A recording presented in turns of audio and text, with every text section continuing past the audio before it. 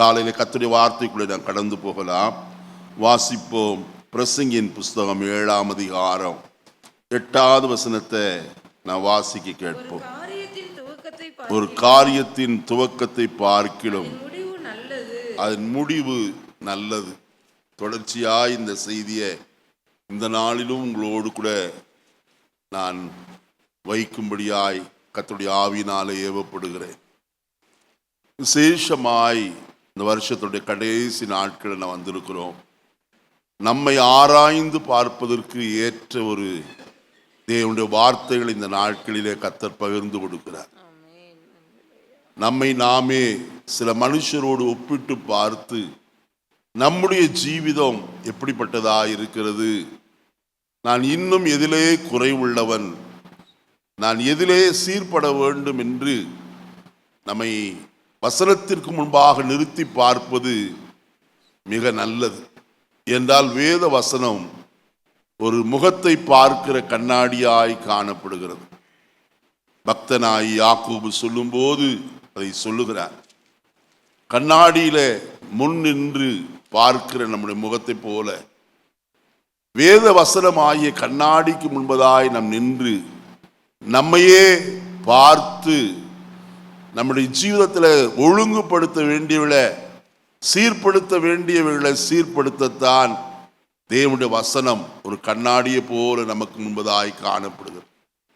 இந்த காலையில் வசனத்தை வாசித்தோம். ஒரு காரியத்தின் துவக்கத்தை பார்க்கிலும் அதன் முடிவு எப்படிப்பட்டது, நல்லது. கலாத்திய சபையாருக்கு அப்போஸ்தலனாகிய பவுலடியார் எழுதும்போது கலாத்தியர் 3ஆம் அதிகாரம் 3-4 வசனங்களை நான் வாசிக்க கேட்போம். ஆவியினாலே ஆரம்பம் பண்ணின நீங்கள் இப்பொழுது மாம்சத்தினாலே முடிவு பெற பார்க்கிறீர்களோ? நன்றாய் கவனிப்போம். அவருடைய ஆரம்பம் எப்படிப்பட்டதா இருந்தது? ஆவியில் ஆரம்பம் பண்ணினார்கள். ஆனால் அவருடைய முடிவு எப்படிப்பட்டது? மாம்சத்திலே முடிவு பெறுகிற ஒரு காரியமாயிருக்கு. அதனால்தான் பவுலடியார் சொல்லுவார், நான் பிரயாசப்பட்டது வீணா என்ன செய்யாதபடிக்கு, போகாதபடிக்கு என்று சொல்கிறார். நான் வீணாக ஓடினதும் பிரயாசப்பட்டதும் வீணாகவில்லை என்கிற மகிழ்ச்சி கிறிஸ்துவின் நாளில் எனக்கு உண்டாயிருப்பதற்கு ஜீவ வசனத்தை பிடித்து கொண்டு உலகத்திலே சுடர்களை போல பிரகாசிக்கிற நீங்கள் கோணலும் மாறுபாடுமான சந்ததியின் நடுவில் குற்றமற்றவர்களும் கபடற்றவர்களும் தேவனுடைய மாசற்ற பிள்ளைகளுமாயிருக்கும்படி எல்லாவற்றையும் முறுமுறுப்பில்லாமலும் தர்க்கிப்பில்லாமலும் செய்யுங்கள். வசனம் எங்க இருக்கு? பிலிப்பியருக்கு எழுதின நிருபம் 2ஆம் அதிகாரத்திலே இந்த வசனம் இருக்கு. மறுபடியும் வாசிக்க வேண்டாம். இந்த காலையிலே நான் ஒன்று சொல்லுகிறேன். பவுலுடைய வாஞ்சை, நான் ஓடினதும் பிரயாசப்பட்டதும் வீணாக போகவில்லை என்கிற மகிழ்ச்சி எந்த நாளிலே உண்டாயிருக்க வேண்டும்? கிறிஸ்துவின் நாளிலே. பக்தனாகிய எசேக்கியேல் சொல்லும்போது ஒரு வசனத்தை விதமாய் சொல்வார், நீ ஆயத்தப்படு, உன்னோடே கூட உன் ஜனத்தையும் என்ன செய், ஆயத்தப்படுத்து. கர்த்தர் கொடுத்த ஆத்துமாக்களோடு கூட தேவ சன்னிதானத்தில் ஒரு நாளிலே நிற்க வேண்டும். நேற்றைய ராத்திரி வேளையிலே நான் பேசின போது ஆன்லைன்ல ஒரு வசனத்தை விதமாய் நான் குறிப்பிட்டேன். அப்போஸ்தலர் நடபடிகளின் புஸ்தகம் 20ஆம் அதிகாரம் 28வது வசனத்துல, ஆகையால் உங்களை குறித்தும் தேவன் தம்முடைய சுய இரத்தத்தினாலே சம்பாதித்து கொண்ட தமது சபையை மேய்ப்பதற்கு பரிசுத்த ஆவி உங்களை கண்காணிகளாய் வைத்த மந்தை முழுவதையும் குறித்து எப்படி இருங்கள்? எச்சரிக்கையாயிருங்கள். ஏன் எச்சரிக்கையாயிருக்க வேண்டும்? அடுத்த வசனத்தில் சொல்லும் போது சொல்லுகிறார், நான் போன பின்பு மந்தையை தப்ப விடாத கொடிதான ஓநாய்கள் என்ன செய்யுமாம்? வரும். இது கடைசி காலமாய் காணப்படுகிறது. கொடிதான காலம். பவுல் சொல்லும்போது சொல்கிறார், நாட்கள் பொல்லாதவைகள் ஆனதால் காலத்தை பிரயோஜனப்படுத்திக் கொள்ளுங்கள். ஒரு கடைசி காலத்தில் நாம் வந்திருக்கிறோம். மந்தையை தப்ப விடாத கொடிதான ஓநாய்கள் இன்றைக்கு எழும்பி கிரியை செய்கிற காலகட்டமாய் காணப்படுகிறது. அருமையானவர்களே, இது எல்லாவற்றுக்கும் தப்பி நாம் கிறிஸ்துவுக்கு முன்பதாய் நிறுத்தப்பட ஜாக்கிரதையோடு கூட செயல்பட வேண்டியது அவசியமான ஒரு காரியம். இன்றைக்கு மீண்டுமாய் நான் சவுலையும் தாவீதையும் உங்கள் முன்பாக நிறுத்தும்படி பிரயாசப்படுகிறேன். வாசிப்போம். அதற்கு ஆதாரமாய் 1 சாமுவேலின் புஸ்தகம் 15ஆம் அதிகாரம் 24வது வசனத்தை நான் வாசிக்க கேட்போம். 1 சாமுவேல் 15:24. அப்பொழுது சவுல் சாமுவேலை நோக்கி, நான் கர்த்தருடைய கட்டளையையும் உம்முடைய வார்த்தைகளையும் மீறினதினாலே பாவம் செய்தேன். நான் ஜனங்களுக்கு பயந்து அவர்கள் சொல்லை கேட்டேன். இப்பொழுதும் நீர் என் பாவத்தை மன்னித்து நான் பணிந்து கொள்ளும்படிக்கு என்னோடே கூட திரும்பி வாரும் என்று சொல்கிறார். இங்கே சொல்லப்படுகிற ஒரு வார்த்தை நன்றாய் நீங்கள் கவனிக்க வேண்டும். அங்கே சொல்லுகிறார் 24வது வசனத்தில், சாமுவேலை நோக்கி, நான் கர்த்தருடைய கட்டளையையும் உம்முடைய வார்த்தைகளையும் மீறினதினாலே பாவம் செய்தேன். நான் ஜனங்களுக்கு பயந்து அவர்கள் சொல்லை கேட்டேன். ஒரு ராஜா தன் குடிமக்களுடைய வார்த்தைக்கு பயந்தானா? ராஜாவுடைய கர்ச்சிப்பு சிங்கத்தினுடைய கர்ச்சிப்புக்கு ஒப்பா இருக்கிறது. ராஜாவுடைய காரியம், அவனுடைய அதிகாரம் அவ்வளவு மேன்மை உள்ளது. ஆனால் இவனோ சொல்கிறான், நான் ஜனங்களுடைய சொல்லை கேட்டு பயந்து என்று எழுதுகிறான். ஜனங்களுக்கு பயந்தானாம். அருமையானே, வசனத்தில் வாசிக்கிறோம், மனுஷருக்கு பயப்படும் பயம் கண்ணியை வருவிக்கும். கர்த்தருக்கு பயப்படுகிற மனுஷனோ உயர்ந்த அடைக்கலத்திலே வைக்கப்படுவார் என்று நீதிமொழிகள் 28 வாசிக்கிறோம். இந்த காலை வேளையில சவுல் கர்த்தருக்கு பயந்து நடவாதபடிக்கு ஜனங்களுக்கு பயந்து நடந்து சாமுவேலை பார்த்து சொல்கிறான், நான் பாவம் செய்தேன். அதற்கு காரணம் என்ன? ஜனங்கள். அருமையானவர்களே, இன்றைக்கு குற்றம் சாட்டுதல் சாதாரணமாய் காணப்படுகிறது. ஏன் இதை செய்தாய்? இவங்க சொன்னாங்க, அதனால் தான் செஞ்சேன். அல்ல பிரியமானவர்களே, இன்றைக்கு நாம் கர்த்தருக்கு பயந்து நடக்கிறோமா? தேவன் சொன்ன சொல்லை நாம் கீழ்ப்படுகிறோமா?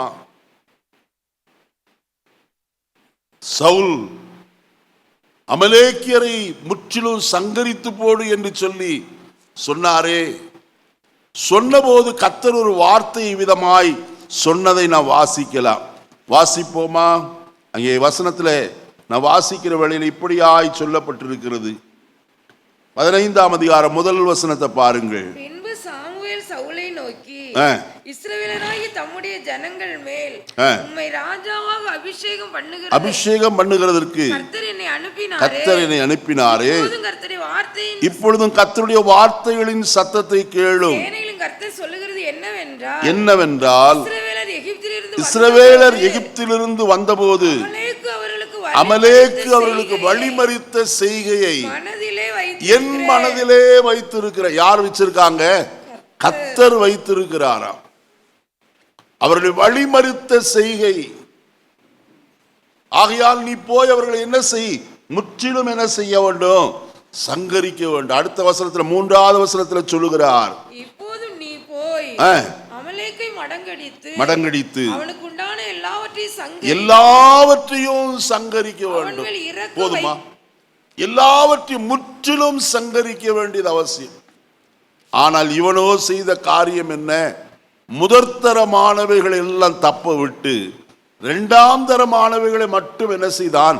சங்கரிக்கிறவனாய் காணப்பட்டு, இப்பொழுது அவன் சொல்லுகிற வார்த்தை, நான் ஜனங்களுக்கு பயந்து அவர்கள் சொல்லை கேட்டேன். இன்னைக்கு எது பெருசு? கர்த்தருடைய வார்த்தையா அல்லது மனுஷருடைய வார்த்தையா? மனுஷரை பிரியப்படுத்த பார்க்கிறோமா அல்லது தேவனை பிரியப்படுத்த பார்க்கிறோமா? நான் ஒருவராயிலும் சவுலை போல இராதபடிக்கு கர்த்தருக்கு பயப்படுகிற பயத்தோடு கூட நாம் இந்த நாட்களை ஜீவிக்க வேண்டியது அவசியமான ஒரு காரியம். ஆனால் அதே இடத்துல தாவீதை பாருங்கள். கர்த்தருடைய வசனம் சொல்லுகிறது, 2 சாமுவேலின் புஸ்தகம் 6ஆம் அதிகாரம் 9வது வசனத்தை வாசிக்கலாம். 2 சாமுவேல் 6:9. தாவீது அன்றைய தினம் கர்த்தருக்கு பயந்து கர்த்தருடைய பெட்டி என்னிடத்தில் வருவது எப்படி என்று சொல்லி அதை தன்னிடத்தில் தாவீது நகரத்தில் கொண்டு வராமல் கித்தியனாகிய ஓபேத்-ஏதோமுடைய வீட்டில் என்ன செய்தான்? வைத்து விட்டான். இங்கே வசனம் சொல்லுகிறது, தாவீது யாருக்கு பயந்தான்? கர்த்தருக்கு பயந்தான். ஏன்? அவன் 30,000 ஆட்களோடு கூட போய் அங்கே கர்த்தருடைய பெட்டியை ஒரு மாட்டு வண்டியின் மேல் ஏற்றி கொண்டு அவன் எருசலேமுக்கு வர பிரயாசப்பட்டான். ஆனால் மாடுகள் இடறின போது என்ன ஆயிற்று? பெட்டி சரிந்தது. ஊசாவும் அகியோவும் ரதத்தை நடத்தி கொண்டு வந்தார்கள். ஊசா தன் கையை நீட்டி பெட்டியை விழாதபடிக்கு அதை பாதுகாக்கும்படிக்கு தன் கையை நீட்டின போது கர்த்தர் ஊசாவை என்ன செய்தார்? அடித்தார். தாவீதுக்கு மிகுந்த பயம் உண்டாயிற்று. அருமையானவர்களே, தேவ சித்தமில்லாத எந்த செய்கையை செய்தாலும் தேவ கோபம் அவர்கள் மேல் கடந்து வரும். செய்ய வேண்டிய முறைமையின்படி எல்லாவற்றையும் செய்ய வேண்டும். முறைமை தவறுமானால் கர்த்தருடைய அடி விழும் என்பதில் யாதொரு சந்தேகம் இல்லை. இப்பொழுது 3 மாதம் கித்தியனாகிய ஓபேத்-ஏதோமுடைய வீட்டிலே பெட்டி இருந்தது. கர்த்தர் அவனையும் அவன் வீட்டையும் என்ன செய்தார்? ஆசீர்வதித்தார். இதை கேள்விப்பட்டவுடனே இப்பொழுது ஆசாரியர்கள் எல்லாரையும் வரவழைக்கிறான். அவன் சொல்லுகிற காரியத்தை பாருங்கள். வசனத்தில் இவ்விதமாய் சொல்லப்பட்டிருக்கிறதை நாம் பார்க்கலாம். 1 நாளாகமத்தின் புஸ்தகம் 15ஆம் அதிகாரம் 12வது வசனத்திலிருந்து வாசிக்கலாம். அவர்களை நோக்கி, லேவியரில் நீங்கள் பிதாக்களுடைய சந்ததிகளின் தலைவர், இஸ்ரவேலின் தேவனாய கர்த்தரின் பெட்டியை அதற்கு நான் ஆயத்தமணின ஸ்தலத்திற்கு கொண்டு வரும்படி உங்களையும் உங்கள் சகோதரையும் பரிசுத்தம் பண்ணிக் கொள்ளுங்கள். முதலில் நீங்கள் அதை சுமக்காதபடியினாலும் நாம் நம்முடைய தேவனாய கர்த்தரை நியாயமானபடி தேடாதே போனபடியினாலும் அவர் நமக்குள்ளே என்ன செய்திருக்கிறார்? அடிவிழ பண்ணினார். தேவனுடைய பெட்டியை மாட்டு வண்டியில கொண்டு வருகிறதல்ல, அது பெலிஸ்தருடைய முறைமை. ஆனால் பெலிஸ்தருடைய முறைமையை, ஜாதியுடைய முறைமையை நீங்கள் என்ன செய்யாதிருங்கள்? கற்றுக்கொள்ளாதிருங்கள் என்று வேதம் சொல்லுகிறது. புறஜாதிகள் செய்கிறது போல நாம் செய்யலாகாது. தேவ சித்தத்தை தான் நாம் செய்ய வேண்டும். அந்த உடன்படிக்கை பெட்டி செய்த போதே கர்த்தர் சொன்னார், 2 கம்பை அதற்கு பக்கத்திலே போட வேண்டும். காரணம் என்ன? அந்த பெட்டி தோளின் மேல் லேவியர் என்ன செய்ய வேண்டும்? சுமக்க வேண்டும். அருமையானவர்களே, யோர்தான் நதியிலே ஆசாரியர்கள் தங்கள் தோளின் மேல் பெட்டியை சுமந்து கொண்டு வந்தபோதுதான் அவர்கள் கால்பட்ட மாத்திரத்தில் யோர்தான் என்ன செய்தது? பிரிந்து போயிற்று. அதே பெட்டியை தங்கள் தோள்களின் மேல் வைத்து எரிகோவை சுற்றி நடந்த போது 7வது முறை சுற்றின போது எரிகோவின் கோட்டை தாழ விழுந்தது. அப்ப பெட்டியை செய்ய வேண்டிய காரியம் என்ன? சுமக்க வேண்டுமே அல்லாதபடிக்கு அதை வண்டியின் மேல் வைப்பது தேவனுடைய சித்தம் அல்ல. ஆசாரியனுடைய கடமை அதை சுமக்க வேண்டும். ஆனால் தவறினபடினால் கர்த்தர் அடிவிழப்படினார். உடனே தாவீதுக்கு பயம் வந்தது. அவன் சொல்லுகிறான், முதலில் அதை நியாயப்படி தேடாமல் போனபடியினாலும், அதை தோள்களின் மேல் சுமக்காத போனபடியினாலும் கர்த்தர் நம்மேல் என்ன செய்தார்? அடிவிழப்பண்ணினார் என்று சொல்லி கர்த்தருக்கு பயந்து ஆசாரியரை கூட்டிக் கொண்டு போய் அதை சுமந்து கொண்டு வருகிறவர்களாய் காணப்பட்டார். அந்த தண்டுகள் அவர்கள் தோளின் மேல் காணப்பட வேண்டும். இந்த காலையிலே நான் ஒன்று சொல்லட்டும், தாவீதுக்குண்டாயிருந்த பயம் நம்முடைய வாழ்க்கையிலே காணப்பட வேண்டும். தேவனுக்கு, அதர்சனமான தேவனுக்கு முன்பதாய் நடுங்கி பயப்பட வேண்டியது அவசியமான ஒரு காரியம். இன்றைக்கு தேவ பயம் என்பது இன்றைக்கு அநேக விசுவாசியுடைய ஜீவிதத்தை விட்டு நீங்கி போயிற்று. கர்த்தருக்கு பயப்படுகிற பயம் இன்றைக்கு ஊழியக்காருடைய வாழ்க்கையிலே குறைந்து போயிற்று. தங்களுடைய இஷ்டத்தின்படி செய்து தேவ கோபாக்கினைக்கு ஆளாகாதபடி நாம் எப்போதும் கர்த்தருக்கு பயந்திருக்க வேண்டும் என்று எழுதப்பட்டிருக்கிறது. எப்பொழுதும் கர்த்தருக்கு பயந்திருங்கள். ஏதோ ஒரு நாள் அல்ல, ஞாயிற்றுக்கிழமை கர்த்தருடைய சமூகத்திற்கு வரும்போது மட்டுமல்ல, எல்லா நேரங்களிலும் கர்த்தருக்கு பயப்படுகிற பயம் வேண்டும். வசனத்தில் வாசிக்கிறோமே, சங்கீதம் 128 கர்த்தருக்கு பயந்து வழிகளில் நடக்கிறவன் எவனோ 128 சங்கீதம் கல்யாண நாளோட மறந்தாச்சு. கர்த்தருக்கு பயந்து அவர் வழிகளில் நடக்கிறவன் எவனோ. பாத்தீங்களா? யாருக்கு பயந்து? கர்த்தருக்கு பயந்து. லூக்கா 1 அதிகாரம் 6வது வசனத்தை வாசிப்போம். லூக்கா 1:6.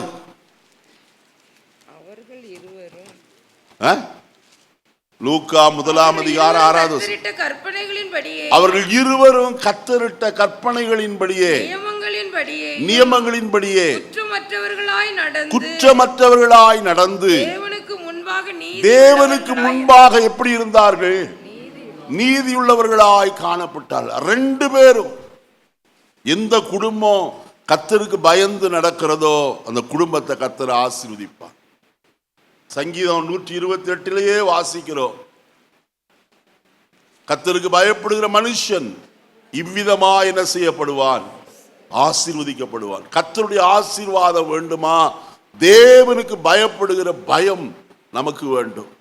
தேவ பயம் என்றால் என்ன? ஏதோ நடுங்கிறதா? ஆசிரியருக்கு முன்பதாய் நடுங்கிறது போல, அது போலீஸ்காரன் முன்னாடி குற்றவாளி நடுங்கிறது போல நடுக்கமா? அல்ல. நீதிமொழிகள் 8 அதிகாரம் 13வது வசனத்தை வாசிப்போம். நீதிமொழிகள் 8:13. வேகமாய் எடுத்தவங்க வாசிங்க. அம்மா கண்ணாடி கொண்டு வரல, எடுத்து வாசிங்கம்மா. தீமையை வெறுப்பதே கர்த்தருக்கு பயப்படுகிற. பார்த்தீங்களா? எது பயம்? தேவ பயம். தீமையை வெறுப்பது, பாவத்தை வெறுப்பதுதான் தேவனுக்கு பயப்படுகிற பயம். அப்ப பாவத்திற்கு விலகி என்ன செய்ய வேண்டும்? ஓட வேண்டும். யோசேப்புடைய வாழ்க்கையை பாருங்கள். பாவம் செய்யும்படியான சந்தர்ப்பம் கிடைத்து யோசேப்பு விலகி ஓடுகிறவனாய் காணப்படுகிறார். ஏன்? அங்க வசனத்தில் சொல்லப்பட்டிருக்கிற வார்த்தை இவ்விதமாய் இருக்கிறது. வாசிப்போமா? 37 அதிகாரம், ஆதியாகமத்தின் புஸ்தகம் 37 அதிகாரம்.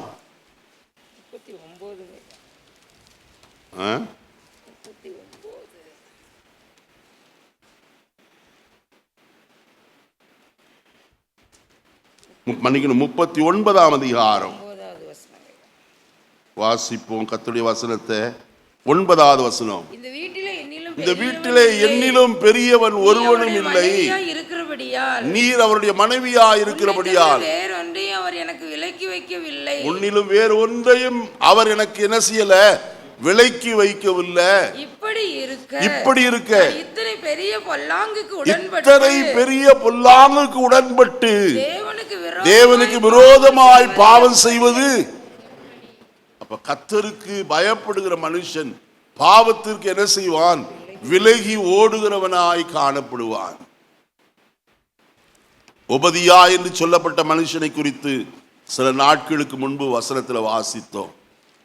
அவன் எலியாவிடத்தில் வந்து சொல்லுகிறான், கர்த்தருக்கு நான் பயந்து நடக்கிறவன் என்று சொல்லி. எந்த ஒரு மனுஷன் கர்த்தருக்கு பயந்து நடுங்கிறானோ அந்த மனுஷனை கர்த்தர் ஆசீர்வதிக்கிறவராய் காணப்படுவார். தேவ பயம் நம்முடைய வாழ்க்கையில் வேண்டும். மனுஷருக்கு பயப்படுகிறது அல்ல, மனுஷருக்கு பயப்படுகிற பயம் கண்ணியைத்தான் வருவிக்கும். ஆனால் கர்த்தருக்கு பயந்தவர்களையோ கர்த்தர் உயர்ந்த அடைக்கலத்தில் என்ன செய்வார்? கொண்டு வந்து நிறுத்துவார். இரண்டாவது காரியத்தை வசனத்தில் வாசிக்கலாம். 1 சாமுவேலின் புஸ்தகம் 15ஆம் அதிகாரம் 12வது வசனத்தை வாசிக்கலாமா? மறுநாள் அதிகாலமே சாமுவேல் சவுலை சந்திக்க போனான். அப்பொழுது சவுல் கர்மேலுக்கு வந்து தனக்கு ஒரு ஜெய சம்பத்தை நாட்டி பின்பு பல இடங்களில் சென்று கில்காலுக்கு போனான் என்று சாமுவேலுக்கு என்ன செய்யப்பட்டது பாருங்கள். இரண்டாவது காரியம், சவுல் செய்த காரியம், தனக்கு ஒரு ஜெய சம்பத்தை நாட்டினான். தன்னுடைய பெயர் புகழ்ச்சிக்காக செய்யப்படுகிற ஒரு காரியம். ஜெயஸ்தம்பம் என்றால் ஒரு தூண், நினைவு தூணை போல ஒரு தூணை அவன் நிறுத்தினான். நான் ராஜாவாகி அபிஷேகம் பண்ணப்பட்டேன் என்று எல்லாரும் தெரிந்து கொள்வதற்கு. அருமையான கீசின் குமாரன் ஆகிய சவுல் இஸ்ரவேல் முழுமைக்கும் அவன்தான் யாராயிருக்கிறான்? ராஜா என்று சொல்லி தனக்கு ஜெய சம்பத்தை நாட்டுகிறவனாய் காணப்பட்டான். சுய பிரஸ்தாபம், தங்களை தாங்களே புகழ்ந்து கொள்ளுகிற ஒரு காரியம். என்னை விட்டால் வேறு யாரும் இல்லை. சுய பிரஸ்தாபம் புகழ்ச்சி ஆகவே ஆகாது. வேதம் சொல்லுகிறது, தன்னைத்தான் புகழுகிறவன் உத்தமன் அல்ல, கர்த்தரால் புகழப்படுகிறவனே யாராயிருக்கிறான்? உத்தமனாய் காணப்படுகிறான். யோபு சொல்லவில்லை என்னுடைய சாட்சி எப்படிப்பட்டது என்றெல்லாம் அவன் சொல்லவில்லை. கர்த்தர் அவனை குறித்தும் ஊரார் அவனை குறித்தும் சொன்ன சாட்சியை தான் பரிசுத்த வேதாகமத்தில் யோபின் புஸ்தகம் 1ஆம் அதிகாரத்தில் வாசிக்கிறோம். ஊஸ் தேசத்தில் யோபு என்னும் பேர் கொண்ட ஒரு மனுஷன் இருந்தான். அவன் உத்தமனும் சன்மார்க்கனும், தேவனுக்கு பயந்து பொல்லாப்புக்கு என்ன செய்கிறவன்? விலகுகிறவன் என்று ஊரார் சாட்சி கொடுக்கிறார்கள். கர்த்தரும் அவனை குறித்து சாட்சி கொடுக்கிறார். இப்படிப்பட்டவன் சத்துரு சாட்சி கொடுக்கிறார், பிசாசு சாட்சி கொடுக்கிறார். கர்த்தர் கேட்டார், உத்தமனாகிய யோபின் மேல் கவனம் வைத்தாயோ என்று சொல்லி. அங்கே பிசாசு சொல்லுகிறான், யோபு விருதாவாகவா உம்மை என்ன செய்கிறான்? சேவிக்கிறான். தேவனுக்கு பயந்து நடக்கிறது விருதாவா அல்ல. என்னை கேட்கிற கர்த்தருடைய பிள்ளைகளே,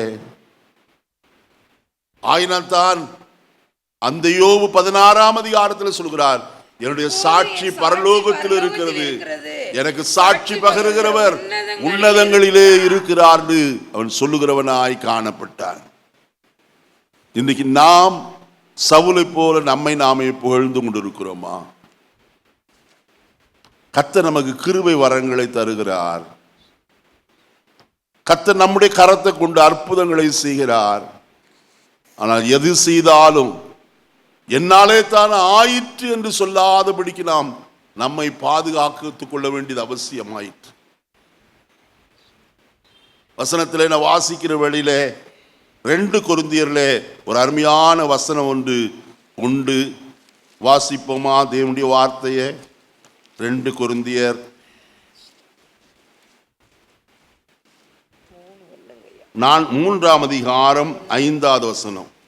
3:5 எங்களால் ஏதாகிலும் ஆகும் என்பது போல ஒன்றை நாங்கள் யோசிக்கிறதற்கு நாங்கள் எங்களாலே தகுதி உள்ளவர்கள் அல்ல, எங்களுடைய தகுதி தேவனால் உண்டாயிருக்கிறது.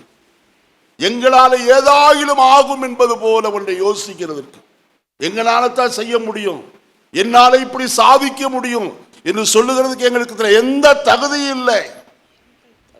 என்னுடைய தகுதி எல்லாம் யாரால தான்? அருமையானவர்களே,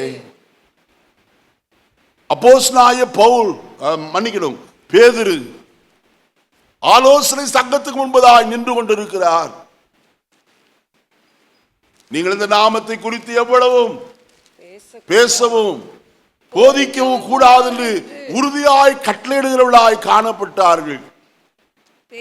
அப்பொழுது பேதுரு சொல்லுகிறதான வார்த்தை, தேவனுக்கு செவி கொடுக்கிறதை பார்க்கிறோம். அல்லமா, எங்களுடைய சுய சக்தியினாலாவது எங்களுடைய சுய பக்தியினாலாவது இவனை என்ன செய்தோம், நடக்க பண்ணினோம் என்று நாங்கள் சொல்லல. உங்களால் சிலுவையில் அறையப்பட்டவரும் தேவனால் உயிரோடு கூட எழுப்பப்பட்டவரும் ஆகிய அந்த இயேசுவின் நாமத்தினாலே தான் இவன் இனத்தை பெற்றுக் கொண்டான், சர்வாங்க சுகத்தை பெற்றுக் கொண்டான் என்று சபையாராகி உங்களுக்கு சொல்லிக் கொள்கிறேன் என்று சொன்னார். 3ஆம் அதிகாரம் இடது பக்கம் கடைசி வசனம். இல்லம்மா, இடது பக்கம் கடைசி வசனம். 3ஆம் அதிகாரம் இடது பக்கம் வாசிங்க. பேதுரு அதை கண்டு ஜனங்களை நோக்கி, இஸ்ரவேலரே, இதை குறித்து நீங்கள் ஆச்சரியப்படுகிறது என்ன? நாங்கள் எங்கள் சுய சக்தியினாலாவது எங்கள் சுய பக்தியினாலாவது இவனை நடக்க பண்ணினோம் என்று நீங்கள் எங்களை நோக்கி பார்க்கிறது என்ன? அல்லையா? பவுலும் பர்னபாவும் கடந்து போனதான இடத்துல கர்த்தர் ஒரு அற்புதத்தை செய்கிறவராய் காணப்பட்டார். அப்பொழுது அவர்கள் எல்லாரும் செய்த காரியத்தை அதே அப்போஸ்தலர் நடபடிகளின் புஸ்தகத்தில் நான் வாசிக்கும் போது அறிந்து கொள்ள முடியும். லீஸ்திராவில் 14ஆம் அதிகாரம்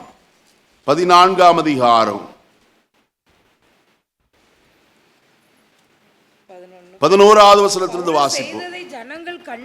பவுல் செய்ததை ஜனங்கள் கண்டு தேவர்கள் மனுஷ ரூபம் எடுத்து நம்மிடத்தில் இறங்கி வந்திருக்கிறார்கள் என்று லிக்கவோனியா பாஷையிலே சத்தமிட்டு சொல்லி பர்னபாவை யூபித்தர் என்றும் பிரசங்கத்தை நடத்தினவன் ஆனபடியினால் அவனை மெர்க்குரி என்று சொன்னார்கள். அல்லாமலும் பட்டணத்துக்கு முன்னே இருந்த யூபித்தருடைய கோவில் பூஜாசாரி எருதுகளையும் பூமாலைகளையும் வாசல் அண்டையிலே கொண்டு வந்து ஜனங்களோட கூட அவர்களுக்கு பலியிட மனதாயிருந்தான். அப்போஸ்தலராகிய பர்னபாவும் பவுலும் அதை கேட்டபோது தங்கள் வஸ்திரங்களை கிழித்துக் கொண்டு கூட்டத்துக்குள்ளே ஓடி உரத்த சத்தமாய், மனுஷரே, ஏன் இப்படி செய்கிறீர்கள்? நாங்களும் உங்களை போல எப்படிப்பட்டவர்கள்? பாடுள்ள மனுஷர், எங்களால் எல்லாம் ஆகலையா?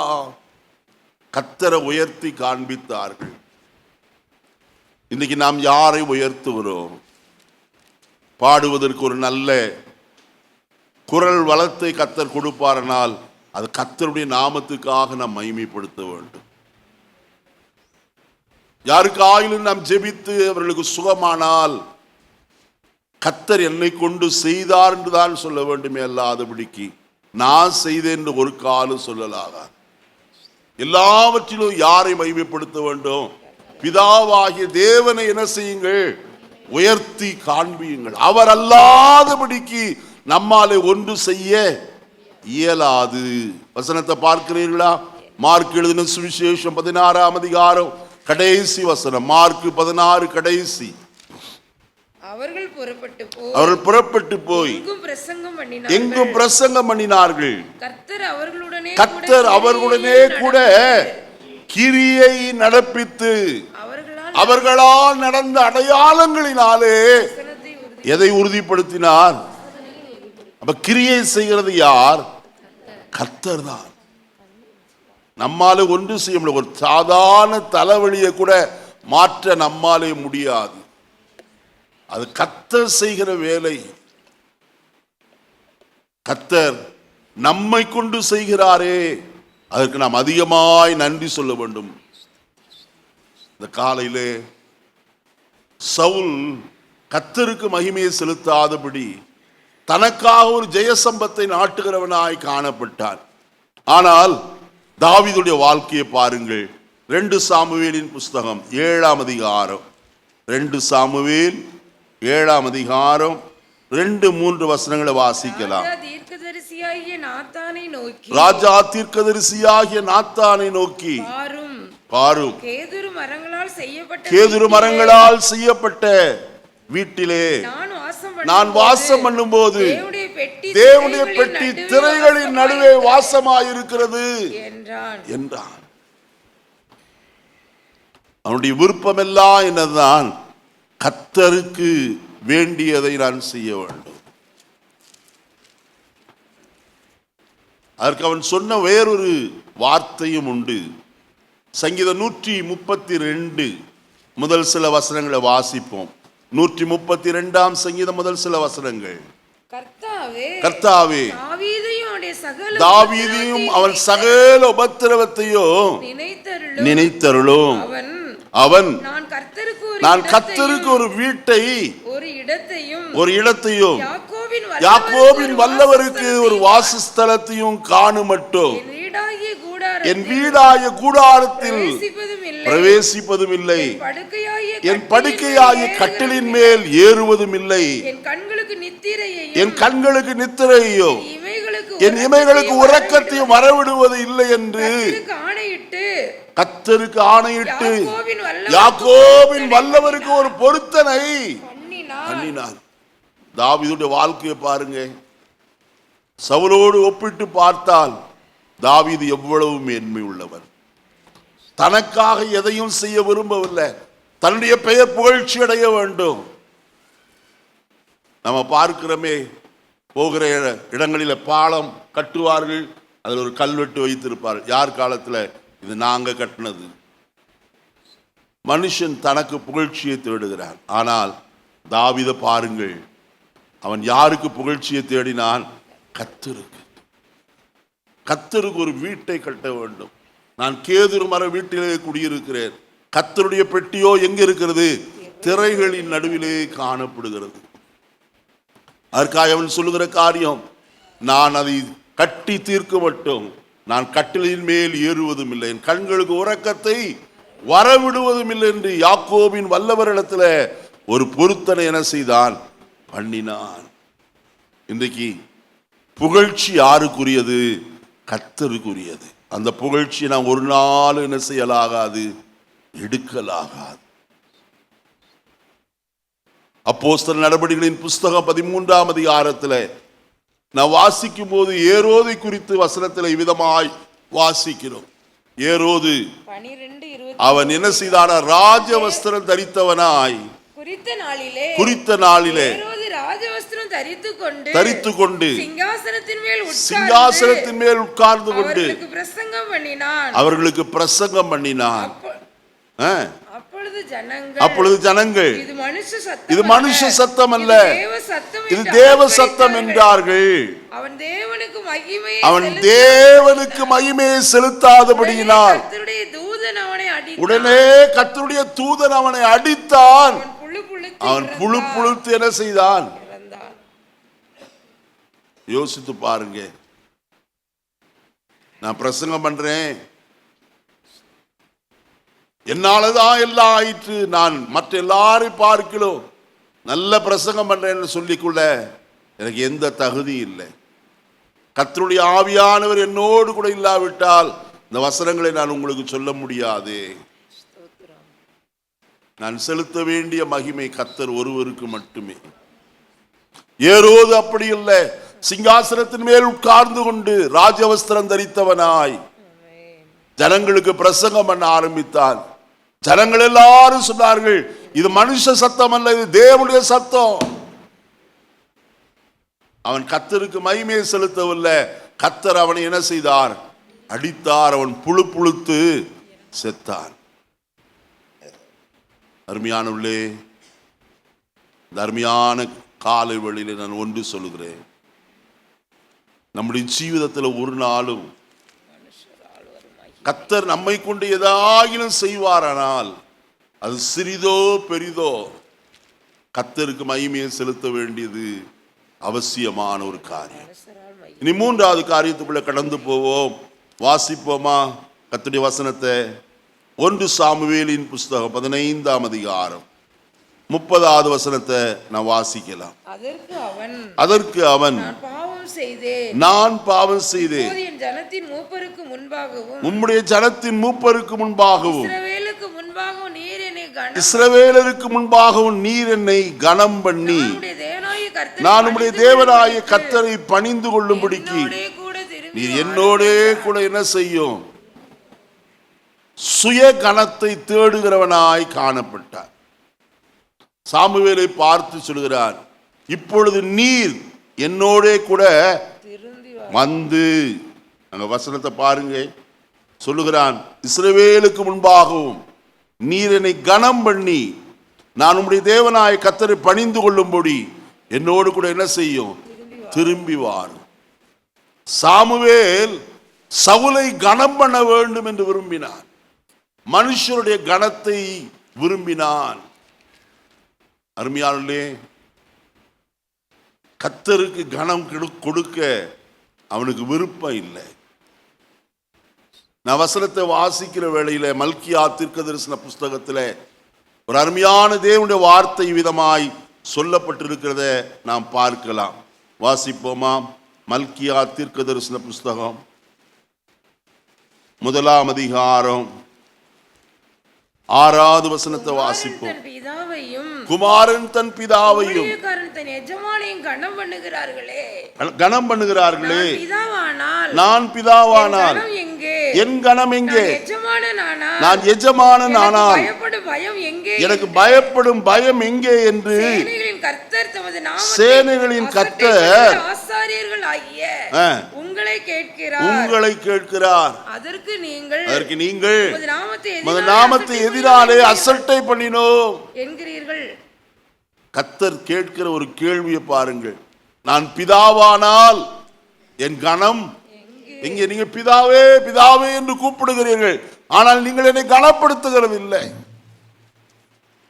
நான் எஜமானனானால் எனக்கு பயப்படுகிற பயம் எங்கே? கர்த்தருக்கு பயப்படுகிறதும் இல்லை.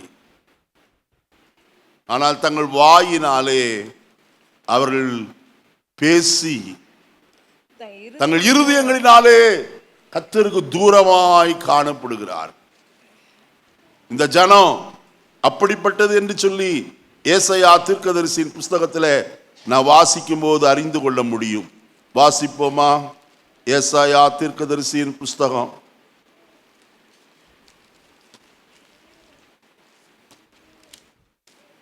6 எடுத்தவங்க வாசிக்கலாம். 6ஆம் அதிகாரம் 10வது வசனம். இது இல்லம்மா, அது இல்லை, வேறொரு வசனம் நான் சொல்றேன்.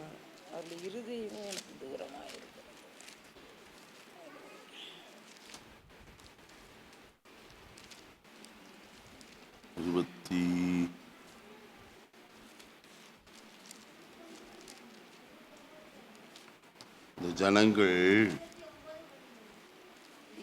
தங்கள் வாயினாலே கனம் பண்ணி தங்கள் 29:13வது வசனம் வாசிங்கம்மா. இந்த ஜனங்கள் வாசிங்க. இந்த ஜனங்கள் தங்கள் வாயினால் என்னிடத்தில் சேர்ந்து தங்கள் உதடுகளினால் என்னை என்ன செய்கிறார்கள்? கனம் பண்ணுகிறார்கள். அவர்கள் இருதயமோ எனக்கு தூரமாய் விலகி இருக்கிறது. அவர்கள் எனக்கு பயப்படுகிற பயம் மனுஷராலே போதிக்கப்பட்டிருக்கிறது. பார்த்தீங்களா கர்த்தருடைய வசனத்தை? வாயினாலே என்னிடத்தில் என்ன செய்கிறார்கள்? சேர்ந்து கொள்ளுகிறார்கள். ஆனால் தங்கள் உதடுகளினால் என்னை கனம் பண்ணுகிறார்கள். அவருடைய இருதயமோ என்னை விட்டு எப்படி இருக்கிறது? உள்ளத்திலிருந்து கர்த்தரை கனம் பண்ணவில்லை, உள்ளத்திலிருந்து கர்த்தரை துதிக்கவில்லை, ஏதோ வாயினாலே துதிப்பது. நாம் எப்படிப்பட்டவர்கள்? இன்னொரு வசனத்தை கூட வாசிக்கலாம். 1 சாமுவேலின் புஸ்தகம் 2ஆம் அதிகாரம் 30வது வசனத்தை வாசிக்கலாமே. 1 சாமுவேல் 2:30. ஆகையால் இஸ்ரவேலின் தேவனாகிய கர்த்தர் சொல்லுகிறதாவது, உன் வீட்டாரும் உன் உன் பிதாவின் வீட்டாரும் என்றைக்கும் என்றைக்கும் என் சந்ததியில் நடந்து கொள்வார்கள் என்று நான் நான் நிச்சயமாய் சொல்லி இருந்தோம். இனி இனி அது எனக்கு தூரமாயிருப்பதாக. என்னை கனம் பண்ணுகிறவர்கள நான் கனம் பண்ணுவேன். என்னை அசட்டை பண்ணுகிறவர்கள் கன ஈனப்படுவார்கள். கர்த்தரை நம்ம கனப்படுத்துறோமா அல்லது கனவீனப்படுத்துகிறோமா? ஆனால் தாவீதை பாருங்கள், கர்த்தருடைய வசனம் என்ன சொல்லுகிறது? சங்கீதம் 115 முதல் வசனத்தை வாசிப்போமா? 115ஆம் சங்கீதம் முதல் வசனம். எங்களுக்கு அல்ல கர்த்தாவே, எங்களுக்கு அல்ல, உமது கிருபையின் நிமித்தமும் உம்முடைய சத்தியத்தின் நிமித்தமும் உம்முடைய நாமத்திற்கே என்ன செய்யும்? மகிமையை வரப்பண்ணும். அதே தாவீது 51ஆம் சங்கீதத்தில் இவ்விதமாய் சொல்லுவார். முதல் வசனத்திலிருந்து வாசிக்கல. 51ஆம் சங்கீதம். தேவனே, உம்முடைய கிருபையின்படி எனக்கு இறங்கும், உம்முடைய மிகுந்த இரக்கங்களின்படி என் மீறுதல்கள் நீங்க என்னை சுத்திகரியும், என் அக்கிரமம் நீங்க என்னை முற்றிலும் கழுவி என் பாவமற என்னை சுத்திகரியும். என் மீறுதல்களை அறிந்திருக்கிறேன், என் பாவம் எப்போது உமக்கு முன்பாக நிற்கிறது. தேவரீர் ஒருவருக்கே நான் பாவம் செய்து விரோதமாக நான் பாவம் செய்து உம்முடைய கண்களுக்கு முன்பதாக பொல்லாங்கானதை நடப்பித்தே. நீர் பேசும்போது உம்முடைய நீதி விளங்கவும், நீ நியாயம் தீர்க்கும் போது உம்முடைய பரிசுத்த விளங்கவும் இதை என்ன செய்கிறேன்? அறிக்கையிடுகிறேன். கர்த்தரிடத்தில் சொல்லுகிறவனாய் காணப்பட்டான். கர்த்தருக்கு கனத்தை கொடுத்தான். உம்மாலேதான் என் பாவம் என்ன செய்ய முடியும்? நீக்கி என்னை சுத்திகரிக்க முடியும். நம்முடைய வாழ்க்கையில நாம் யாருக்கு நம்முடைய கனத்தை கொடுக்கிறோம்? சுயமாய் நம்மை கனப்படுத்த விரும்புகிறோமா அல்லது கர்த்தரை கனப்படுத்துகிறோமா? நம்முடைய ஒவ்வொரு கிரியைகளும் கர்த்தரை கனப்படுத்துகிறதாய் காணப்பட வேண்டும். நீ 4வது காரியத்துக்குள்ள போவோம். 1 சாமுவேல் 15ஆம் அதிகாரம் 27வது வசனத்தை வாசிப்போம். போகும்படி சாமுவேல் திரும்புகிற போது சவுல் அவன் சால்வையின் தொங்கலை பிடித்து கொண்டான். அது கிழிந்து போயிற்று. நல்ல கவனிப்போ, ஒரு பாடத்தை நாம் கற்றுக்கொள்ள வேண்டும். சாமுவேல் சவுலை விட்டு போகும்படியாய் திரும்பின போது சவுல் சாமுவேலுடைய சால்வையை பிடித்து கொண்டான். அது என்ன ஆயிற்றாம்? கிழிந்து போயிற்று. ஆனால் அதை குறித்து அவனுக்கு ஒரு பாரமும் இல்லவே இல்லை.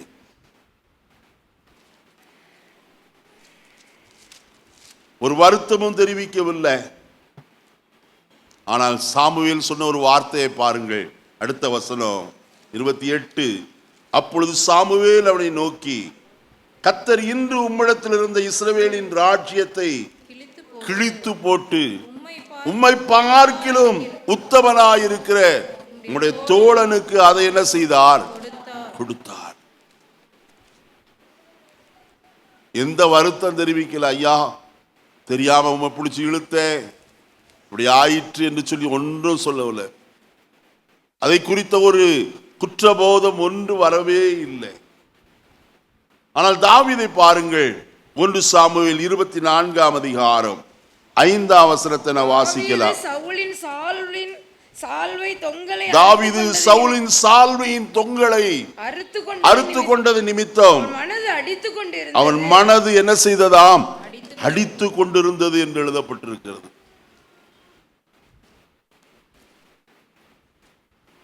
சவுலை விட்டு கர்த்தருடைய ஆவியானவர் ஈடுபட்டு போய்விட்டார். அவன் குறி சொல்லுகிற ஆவியை கொண்ட ஸ்திரீகளை தேடி போனார். கர்த்தரை தேடவில்லை, எப்பொழுதும் ஈட்டியை பிடித்து கொண்டு கர்த்தரால் அபிஷேகம் பண்ணப்பட்டவனை தொடர்ந்து பின்பற்றி அவனை கொலை செய்ய கொலையின் ஆவியோடு சுற்றி திரிகிறான். அப்படிப்பட்டவன் தாவீதின் கையிலே அகப்பட்டு கொண்டான். அவனோடு கூட இருந்த எல்லாரும் சொல்லுகிறார்கள், உம்முடைய சத்துருவை உம்முடைய கையிலே கொடுப்பேன் என்று கர்த்தர் சொன்னாரே, இத நல்ல சந்தர்ப்பம், ஒரே வெட்டாய் வெட்டி முடித்து விடுவோம். ஆனால் தாவீது அப்படி செய்யவில்லை. சவுலின் தொங்கலை என்ன செய்தான்? அறுத்து கொண்டான். அது நிமித்தம் அவன் மனது என்ன செய்தான்? அடித்து கொண்டே இருந்தது. காரணம் என்ன? அவன் தேவனால் அபிஷேகம் பெற்றவன். 1 சாமுவேல் 26 அதிகாரம் 10-11 வசனங்களை வாசிப்போமா? கர்த்தரை அவரை அடித்து பின்னும் தாவீது கர்த்தர் அவரை அடித்து அல்லது அவருடைய காலம் வந்து அவர் மரித்து அல்லது அவர் யுத்தத்திற்கு போய் மாண்டால் ஒழிய நான் கையை கர்த்தர் அபிஷேகம் பண்ணினவர் மேல் போடாதபடிக்கு கர்த்தர் என்னை காக்க கடவர் என்று சொல்லி பாருங்கள்.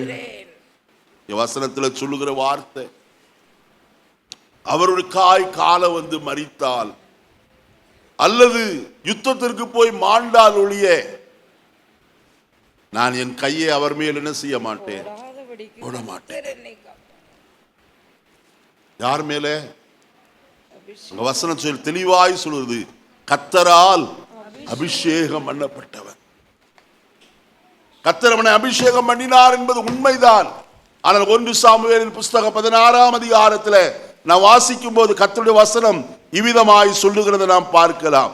வாசிப்போமா? 13வது வசனத்திலிருந்து. அப்பொழுது சாமுவேல் தைல கொம்பை எடுத்து சகோதரர் நடுவிலே அபிஷேகம் பண்ணினான்.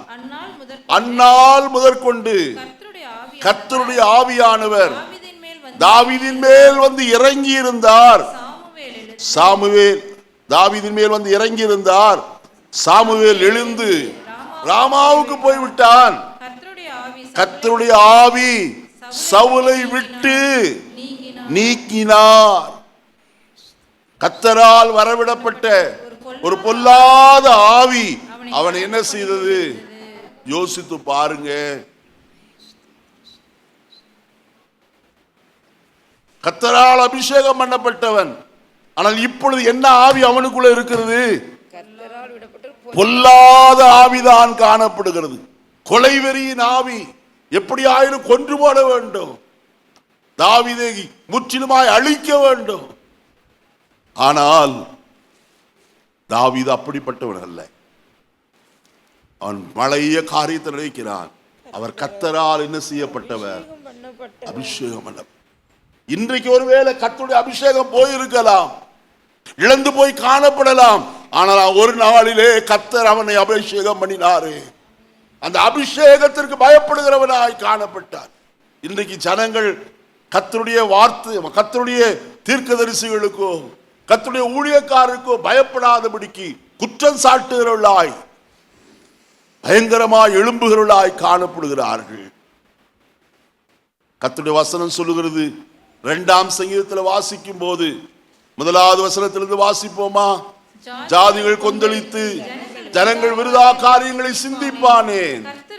கர்த்தருக்கு விரோதமாகவும் அவர் அபிஷேகம் பண்ணினவருக்கு விரோதமாகவும் பூமியின் ராஜாக்கள் எழும்பி அதிகாரிகள் ஏகமாய் ஆலோசனை பண்ணி அவர் கட்டுகளை அறுத்து நம்மை விட்டு என்ன செய்வோம்?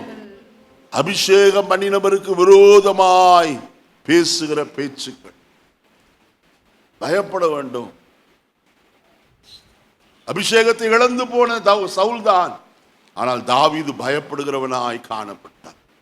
ஒரு நாளிலே கர்த்தர் அவனை அபிஷேகம் பண்ணினார், தீர்க்கதரிசியாகி சாமுவேலை கொண்டு.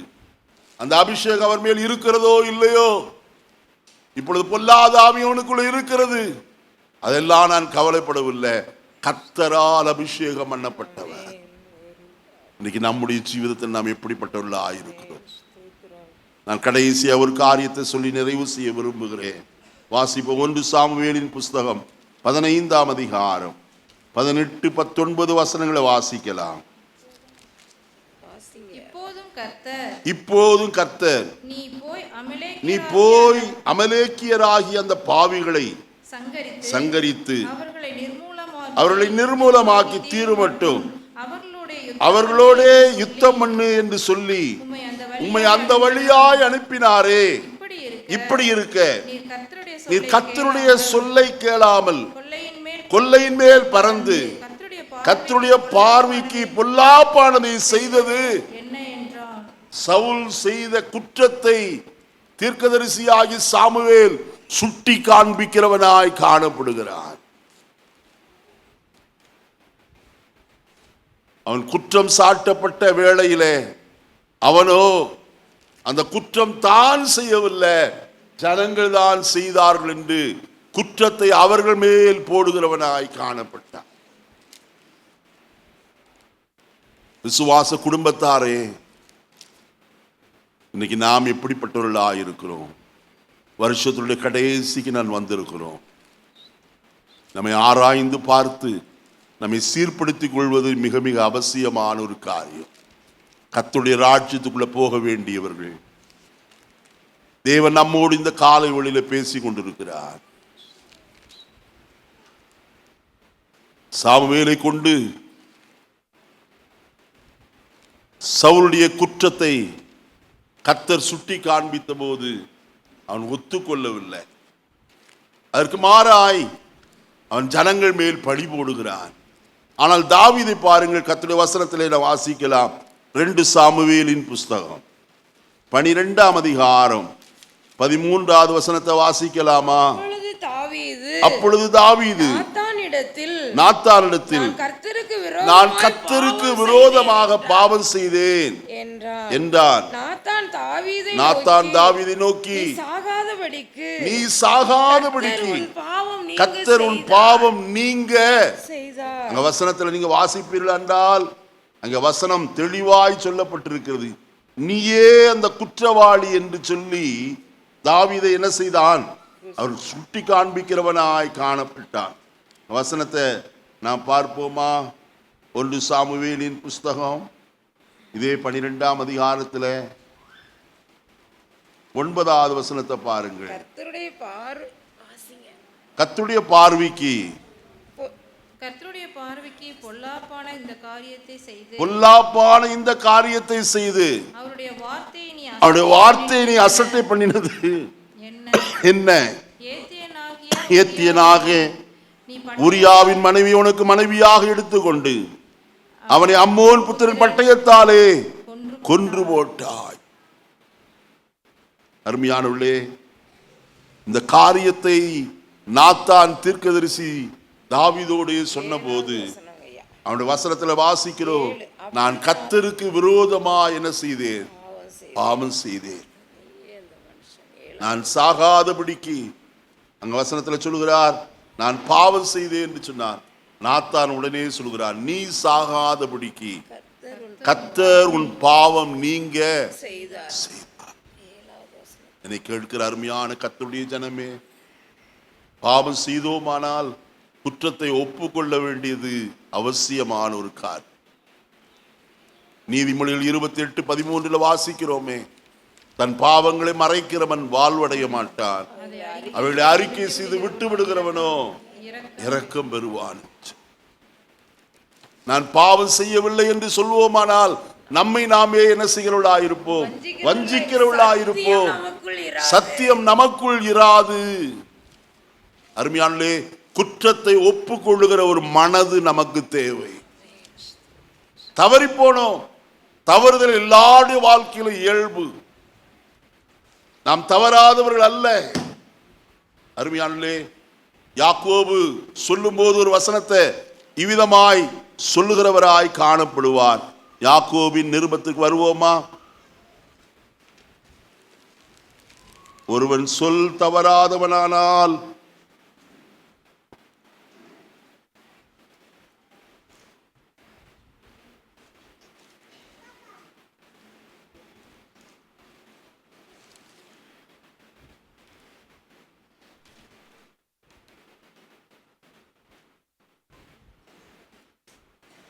கண்டுபிடிச்சிங்களா? இந்த பாஸ்டே சொல்லுட்டுன்னு பார்த்துட்டீங்களா? ஒருவன் சொல் தவறாதவன் ஆனால் 3ஆம் அதிகாரம் 2வது வசனமா வாசிங்க. நாம் அநேகரும் அநேக விஷயங்களில் நாம் எல்லாரும் அநேக விஷயங்களில் தவறுகிறோம். ஒருவன் சொல் தவறாதவன் ஆனால் அவன் பூரண புருஷனும் தன் சரீரம் முழுவதையும் கடிவாளத்தினாலே அடக்கிக் கொள்ள கூடியவனுமாயிருக்கிறான். சொல் தவறாதவன் அவன் யாராயிருக்கிறான்? பூரண புருஷன். நம்ம எத்தனையோ காரியத்துல தவறுகிறோம், குற்றங்கள் வந்து போகிறது, பொய் பேசி விடுகிறோம், புறங்கூறுகிறோம், இன்னும் அநேக காரியங்கள் நம்முடைய வாழ்க்கையில வந்து போகிறது. கர்த்தர் மன்னிக்க சித்தம் கொண்டவர். நான் ஒரு காரியத்தை நன்றாக அறிய வேண்டும், விழுக எந்த மனுஷனுடைய வாழ்க்கையிலும் வரும்.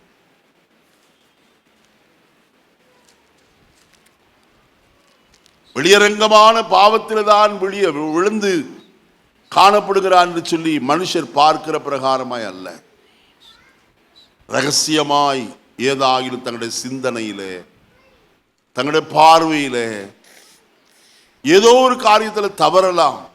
ஆனால் அந்த தவறின அதே பாவத்தில் நிலை கொண்டிருப்பதுதான் மோசமான ஒரு காரியம். அதை உதறிவிட்டு கர்த்தருக்காய் நாம் ஜீவிக்க நம்மை அர்ப்பணித்து பாவங்களை அறிக்கையிட்டு தேவனோடு கூட மீண்டும் சேர்க்கப்படுவதுதான் மேலான ஒரு அனுபவம். அதனால்தான் கர்த்தருடைய வசனத்தில் வாசிக்கிறோம், நீதிமான் 7 தரம் விழுந்தாலும் எழுந்திருப்பான். அருமையானே, மற்றவனுடைய எஜமான் மேல் மற்றவனுடைய வேலைக்காரன் மேல் குற்றம் சுமத்துகிறதற்கு நீ யார்? அவன் விழுந்தாலும் அவனை எழுந்திருக்க பண்ண ஒரு கர்த்தர் ஒருவர் உண்டு. ரோமர் 8 வாசிக்கிறோம், தேவன் தெரிந்து கொண்டவர்கள் மேல் குற்றம் சாட்டுகிறவன் யார்? தேவனே அவர்களை என்ன செய்கிறவர்? நீதிமான்கள் ஆக்குகிறவர். என்னை கேட்கிற அருமையான கர்த்தருடைய ஜனமே, சுட்டி காண்பித்த போது தவறை ஒத்துக்கொண்ட தாவீது தேவனோடு நல் மனது பொருந்தி 51ஆம் சங்கீதத்தை எழுதுகிறார். ஆண்டவரே, உமது சமூகத்தை விட்டு என்னை தள்ளாமலும் உம்முடைய பரிசுத்த ஆவி என்னை விட்டு என்ன செய்யாமலும் எடுத்துக்கொள்ளாமலும் உம்முடைய இரட்சணியத்தின் சந்தோஷத்தை திரும்பவும் எனக்கு தந்து உற்சாகமான ஆவி என்னை தாங்கும்படிக்கு செய்யும். ஆண்டவரே, ஒரு நல் மனது பொருந்துகிறவனாய் காணப்பட்டார். அவனை குறித்துதான் கர்த்தர் சாட்சி கொடுத்தார், அவன் என் இருதயத்திற்கு ஏற்றவர், எனக்கு சித்தமான எல்லாவற்றையும் அவன் செய்வான் என்று அவனை குறித்து என்ன செய்தாராம்? சாட்சியம் கொடுத்தார் என்று எழுதப்பட்டிருக்கிறது.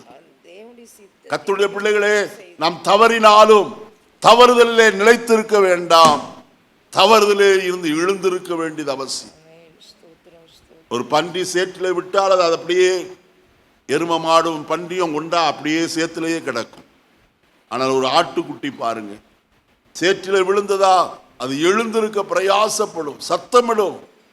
மெய்ப்பன் தூக்கிவிட்ட பிறகு ஒரு சிலிர்ப்பு சிலிர்க்கும், சரீரத்தில் இருக்க அந்த அசுத்தம் எல்லாம் கலைந்து போடும்படி. மறுபடியும் தரையிலே படுத்துக்கொண்டு அப்படி இப்படி பிரட்டு பார்க்கும். எதற்கு? தன் அழுக்கெல்லாம் களைந்து போடுவதற்கு. பூனையை பார்த்திருக்கிறீர்களா? நமக்கு வீட்டில் பூனை வந்த உடனே விரட்ட தான் தெரியும். ஆனால் பூனை பாருங்க, எப்போதும் சுத்தமாக இருக்க பழகி கொண்ட ஒரு பிராணி. எப்போதும் தன்னுடைய நாக்கினாலே சுத்திகரித்து கொண்டே இருக்கும். அசுத்தமானது அதன் மேல இருக்கக்கூடாது. இன்னைக்கு நம்முடைய ஜீவிதம் கர்த்தரால் பரிசுத்தமாக்கப்பட்ட பாத்திரமாய், எஜமானுக்கு பிரயோஜனம் உள்ள ஒரு பாத்திரமாய் விளங்க வேண்டுமானால் நம்முடைய குற்றங்களை கர்த்தருடைய சமூகத்தில் அறிக்கையிட்டு தேவனோடு நல் மனது பொருந்துவோம். கர்த்தர் தாம் இந்த வார்த்தைகளை நமக்கு ஆசீர்வதித்து தருவாராக. ஜெபிப்போமா? கர்த்தரை நோக்கி பார்ப்போம். இன்னைக்கு நம்முடைய ஜீவிதத்தில் நாம் ஜனங்களுக்கு பயப்படுகிறோமா அல்லது கர்த்தருக்கு பயப்படுகிறோமா? இரண்டாவது காரியம், நமக்காக ஒரு ஜெயஸ்தம்பத்தை நாட்டிக் கொள்கிறோமா அல்லது கர்த்தருக்காக வீட்டை கட்டுகிறோமா? மற்றவர்கள் தன்னை கனம் பண்ண வேண்டும் என்று விரும்புகிறோமா அல்லது நாம் கர்த்தரை கனம் பண்ண வேண்டும் என்று விரும்புகிறோமா? சாமுவேலுடைய சால்வையை சவுல் இழுத்து கிழித்து அவன் மனதில் ஒரு அச்சமும் வரவில்லை. ஆனால் தாவீதை பாருங்கள், சவுளுடைய தொங்கலை அறுத்து கொண்ட போதோ அவன் மனது அடித்து கொண்டே இருந்தது. கடைசியாய் நாம் பார்த்தோம், தவறு சுட்டி காட்டப்பட்ட போது அதை குறித்த ஒரு குற்றபோதமும் சவுலுக்கு காணப்படவே இல்லை. அதற்கு பதிலாய் குற்றத்தை ஜனங்கள் மேல் பழி போடுகிறவனாய் காணப்பட்டார். ஆனால் தாவீதோ நாத்தானாலே அவன் செய்த குற்றத்தை வெளியரங்கமாக்கின போது யாருக்கும் தெரியாது என்று நினைத்தார். ஆனால் கர்த்தரோ கண்டுபிடித்து விட்டார். என்னை கேட்கிற கர்த்தருடைய ஜனமே, இந்த காலை வேளையில நம்முடைய வாழ்க்கையில தவறுவது இயற்கையாயிருக்கலாம். ஆனால் தவறி தவறி விழுந்து கொண்டே இருப்பது அல்ல. அதை விட்டு மேலே ஏறி கர்த்தரோடு நல் மனது பொருந்தி கர்த்தருடைய ராஜ்யத்துக்கு நம்மை ஆயத்தப்படுத்துவோமா? தாவீது தன் குற்றத்தை ஒத்துக்கொண்ட போது நாத்தான் தீர்க்கதரிசி சொல்கிறார், கர்த்தர் உன் பாவம் நீங்க செய்தார் என்று சொல்லி.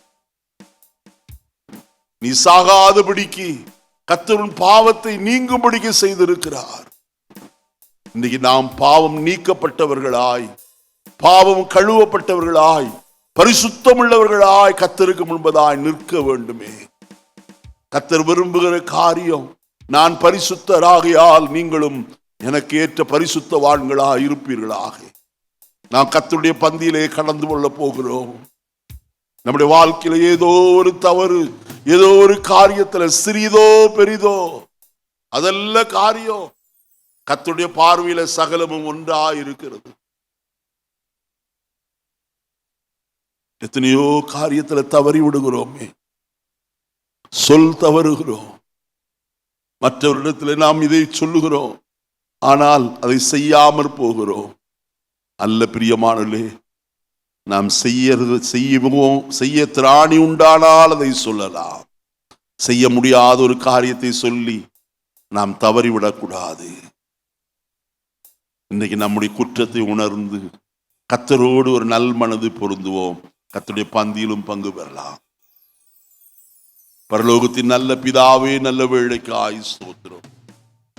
இந்த நாளில் எங்களோடு நீர் பேசி நம்முடைய ஜீவனுள்ள வார்த்தைகளுக்காய் நாங்கள் உமக்கு நன்றி சொல்லுகிற ஆண்டவரே.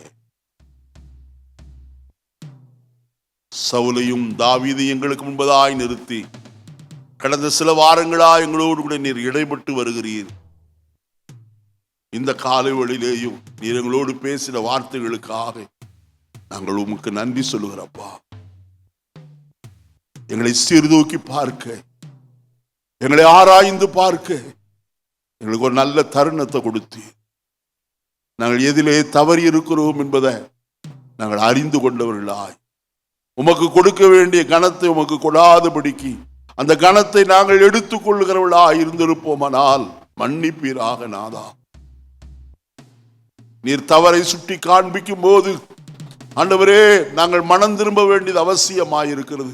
நாங்களோ எங்களுடைய இருதயத்தை கடினப்படுத்தி இருப்போமானால் கர்த்தர் தயவாய் மன்னிப்பீராக. எங்களுடைய ஜீவிதத்தை ஒரு விசை கூட உடைய கரத்தில் ஒப்பு கொடுக்கிறப்பா. எங்களுடைய உச்ச தலைமுறை கொண்டு உள்ளங்கால் வரைக்கும் எங்களுடைய ஆவி ஆத்துமா சரீரத்தை நீ சுத்திகரித்து பரிசுத்தம் அடுத்து நம்முடைய சன்னிதானத்திலே கரை திரை முதலான ஒன்றுமில்லாமல் பரிசுத்தமும் பிழையற்ற உள்ளமாய் எங்களை நிறுத்தும்படியாய் நாங்கள் ஜெபிக்கிற ஆண்டவரே, உடைய கிருபை எங்கள் மேல் தங்கி இருக்கட்டும். வசனத்தை கேட்ட எல்லாரையும் ஆசீர்வதிப்பீராக. உடைய கரத்தினால மறைத்துக் கொள்ளும். இரட்சகர் நாமத்தில் ஆண்டவரே ஒவ்வொருவரையும் நீர் பரிசுத்தப்படுத்தும். உம்முடைய தூயரத்தை ஒவ்வொருவரையும் சுத்திகரிக்கட்டும். இந்த காலையில இந்த பந்திக்கு எங்களை ஆயத்தமுள்ளவர்களாய் மாற்றட்டும். எல்லாவற்றையும் எங்களுடைய இரட்சகர் நாமத்தில் தாழ்மையோடு வேண்டும் நல்ல பிதாவே. ஆம்.